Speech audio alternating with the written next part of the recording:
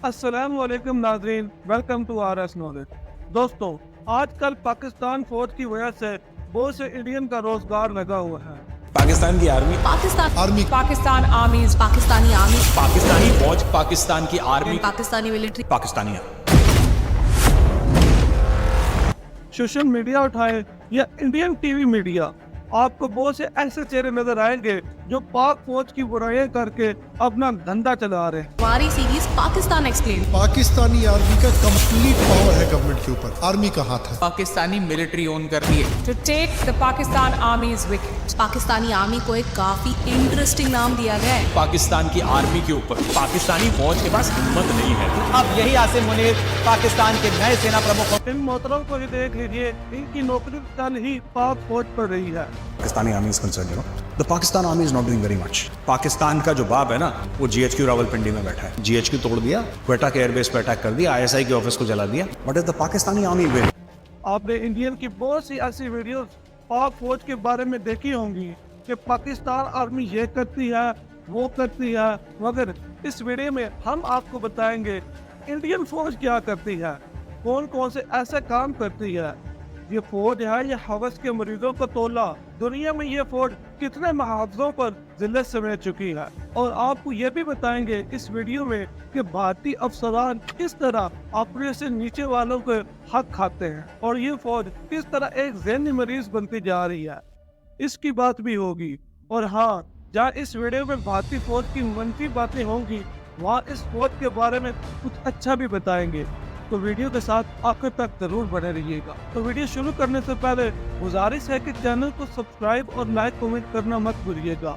आपका एक लाइक और आपका एक कमेंट, चाहे वो कोई भी कमेंट हो, पॉजिटिव हो या नेगेटिव हो, हमको हौसला अफजाई देगा। तो वीडियो शुरू करते हैं। आप देख रहे हैं RS नॉलेज और मैं हूँ आज आपका होस्ट समीउल्लाह। पाकिस्तान में हालात लगातार बिगड़ते जा रहे हैं। पाकिस्तान की इंपोर्ट कैपेसिटी रसातल में पहुंच गई है। Pakistan has warned the country could face an economic collapse. Though Pakistan's not there yet, it's teetering on the edge. दोस्तों, दुनिया की फौजों की रैंकिंग बताने वाले भारतीय फौज का नंबर 4 कहते हैं, मगर इस सिर्फ फौज के नाम के अफसरान इस कदर लालची और पैसे की पुजारी है कि इसके लिए अपने ही जवानों की जिंदगी तक दांव पर लगा देते हैं। कैसे, चले मैं आपको बताता हूँ। ये है MiG-21 तैयारा जो रूस बनाता है। ये दुनिया भर में एक नाम और मुकाम रखते हैं। ये पहली बार इंडियन एयर फोर्स बेस का 1907 में हिस्सा बने थे। इस वक्त ये दुनिया की जदीद तरीन तैयारे समझे जाते थे और इन्हें दाइयों तक भारतीय फौज की रीढ़ की हड्डी तक कहा जाता था।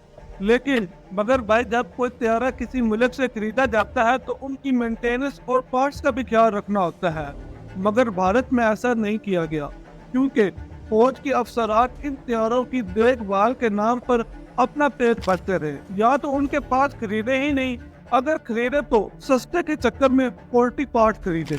ऐसा मैं नहीं बोल रहा, बल्कि भारत का अपना मीडिया, बल्कि आलमी मीडिया कह रहा है। तो फिर होना क्या था, ये तैयारे पूरी भारत में गिरने लगे। ये किस दुर्घटनाग्रस्त हो चुके हैं, कई लोगों की इसमें मौत भी हो चुकी है। एक तो तैयारों में नाकिस पार्ट, ऊपर से नाअहल पायलटों ने जब इसको उड़ाना शुरू किया तो ये ऐसे गिरने लगे जैसे खजा में पत्ते गिरते हैं। MiG-21 fighter aircraft, flying coffin, widowmaker, खाली ग्राउंड, समंदर, आबादों से गिरना और नाअहल फौजियों का आबादियों पर गिराने लगे। आर्मी मीडिया की रिपोर्ट्स के मुताबिक 1960 से अब तक भारतीय एयरफोर्स ने अपने ही 400 तैयारे गिरा चुकी है, जिसमें 200 फौजी भी हलाक हुए हैं। कई बार अपनों पर भारी पड़ते दिखते हैं। So far, nearly half of all Indian MiG-21s have crashed. Crash of the fighter jet इन हनुमान। वैसे दोस्तों, याद है एक MiG-21 पाकिस्तान फौज ने भी गिराया था खदात कश्मीर में, वही अभिनंदन वाला। The team is fantastic. Thank you. है, भारतीय फौजियों ने MiG-21 इतने गिराए कि इससे अच्छे खासे तैयारे को फ्लाइंग कॉफिन कहा जाने लगा। दोस्तों, MiG-21 करप्शन स्कैंडल भारतीय फौज पर कितना बड़ा दाग है, इसका अंदाजा इस तरह लगा सकते हैं। इस मौजू पर 2006 में एक फिल्म बनाएगी जिसका नाम था रंग दे बसंती, जो फिल्म सुपर हिट भी हुई। 10 साल में 100 से ज्यादा मिग विमान दुर्घटनाग्रस्त हो चुके हैं कि हमने जो रशियन पार्ट्स खरीदे हैं वो जो है पुराने हैं। क्या मामला हाई लेवल करप्शन का है या नहीं? नहीं, और हाँ, याद रहे ये सब कुछ हुआ भारतीय फौज के अफसरान की करप्शन की वजह से। अभी सुनने में आ रहा है कि भारत ने 2 साल पहले फ्रांस से राइफल पे खरीदे हैं। कहा जा रहा है इस डील में भी खूब माल बनाया गया है। और भाई जरा ख्याल करना इनका भी हाल MiG-21 जैसा ना कर देना। और एक मजे की बात दोस्तों, भारतीय फौज के बहादुर अफसरान अपने सिपाहियों का आने वाला बजट तक खा जाते हैं और इसकी शिकायत अक्सर छोटे सिपाही फौजी करते रहते हैं। BSF Jawan's video complaining of poor food at his camp went viral. सिर्फ हल्दी नमक और कुछ नहीं इसके सिवाय, ना इसमें प्याज है ना लहसुन है अदरक नहीं, सब सामान बाजार में बिक्री कर देते हो। ये खाना खाने के लिए मिलता है। हमारा खाना जानवर भी ना खाए ऐसा मिलता है, और एक ऑफिसर का आप 5 स्टार होटल में जाओगे वैसा खाना मिलता इसके अलावा आदर्श हाउसिंग स्कैंडल भी भारतीय आर्मी से जुड़ा हुआ है। इस स्कैंडल में भारतीय अफसरान ने शहीद फौजियों की बेवों का हक खा गया थे। इस स्कीम में मुंबई में 31 मंजिला इमारत बनाई गई थी जिसमें कारगिल में मरने वाले फौजियों की बेवों को फ्लैट दिए जाने थे। मगर भाई यहाँ भी भारतीय फौजी अफसरान की गालें टपकने लगी और उन्होंने सियासतदानों से मिलकर फ्लैटों को अपने ही नाम कर लिया। और इंक्वायरी हुई तो 2 साबिक भारतीय अफसरान, आर्मी चीफ और भारतीय बहरिया के सरबराह और 3 लेफ्टिनेंट जनरल समेत कई फौजी कसूरवार निकले। आपको ये जानकर मजीद हैरत होगी कि ये फौज लाशों को ही नहीं बल्कि ताबूतों पर भी माल बनाने का मौका हाथ से नहीं जाने देती। 1999 की कारगिल वार के बाद भारत को अपने फौजियों की लाशें उठाने के लिए सैकड़ों ताबूतों की जरूरत थी।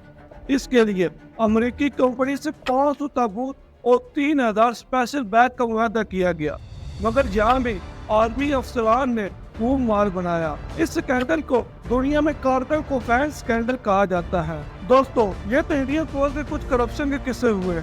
अब जरा जिक्र हो जाए कि ये इखलाकी तौर पर कितने गिरे हुए हैं। सोल्जर हैं वो अधिकारियों के सहायक है। अब उनके मेमसावे कुत्ते टालाना, बूट पॉलिश जैसी संबंधित कार्रवाई बंद होनी चाहिए। उनके घर में जाके उनके बर्तन साफ करना, उनके बेबी बच्चे को पालना। तो हमें आधी ज्यादा जो फौज की गाड़ी है जो देखती है उनमें उनकी फैमिलियां ही घूमती रहती हैं, जना की जवान। बागा बॉर्डर पे जो जवानों ने वर्दी पहन रखी है उसका कपड़ा इतना घटिया होता है कि एक बार धोने के बाद दोबारा उस वर्दी को कोई भी सर्मोनियल ड्रेस के रूप में पहन नहीं सकता। कुछ साल पहले इंडिया में एक स्कैंडल सामने आया जिसको दुनिया में वाइफ स्वेपिंग स्कैंडल का नाम पर जाना जाता है।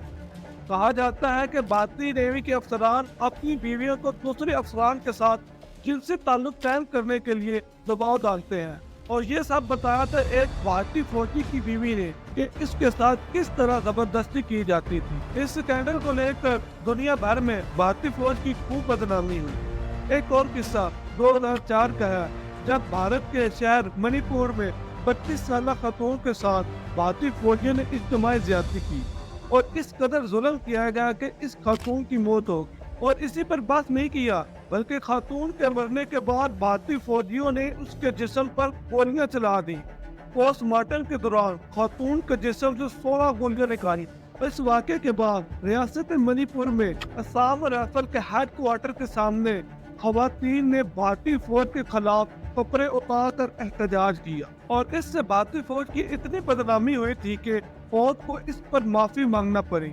और आर्मी अफसरान ने एतराज किया था और गुज़श्ता 4 वर्षों में 66 अफसर नौजवानों ने सिर्फ मणिपुर में इस तरह के जुर्म कर चुके हैं।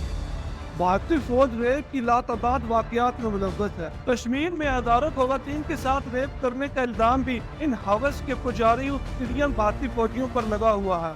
और ये मैं ऐसा नहीं बोल रहा कि मैं पाकिस्तानी हूँ इसलिए ये इल्जाम आलमी मीडिया लगाता है, बल्कि इनका खुद भारतीय मीडिया इस बात का एतराफ़ करता है। अब ये पोस्टर ही देखिए, ये भारतीय फौज की गंदी ज़हनियत का अक्कासी करता है।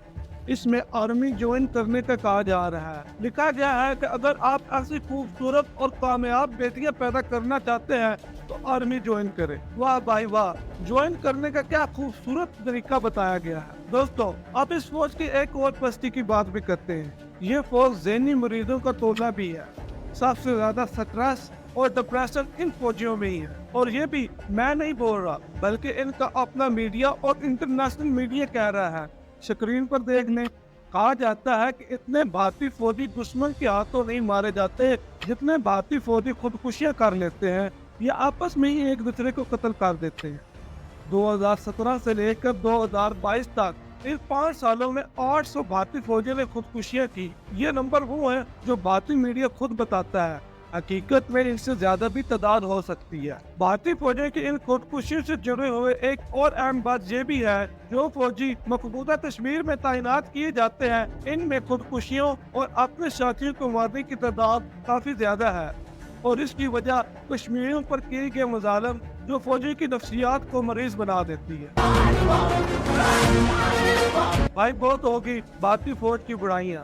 मैंने आपको वीडियो के शुरू में बताया था कि भारतीय फौज से जुड़े हुए एक पॉजिटिव चीज भी बताऊंगा, तो वो ये है कि भारतीय नौजवान फौजी हाईली ट्रेन होते हैं और बहुत ही बहादुर होते हैं। एक फौजी सैकड़ों नहीं बल्कि हजारों पर भारी होता है, मतलब ये सब बॉलीवुड की फिल्मों में होता है। हकीकत में इसका कोई ताल्लुक नहीं।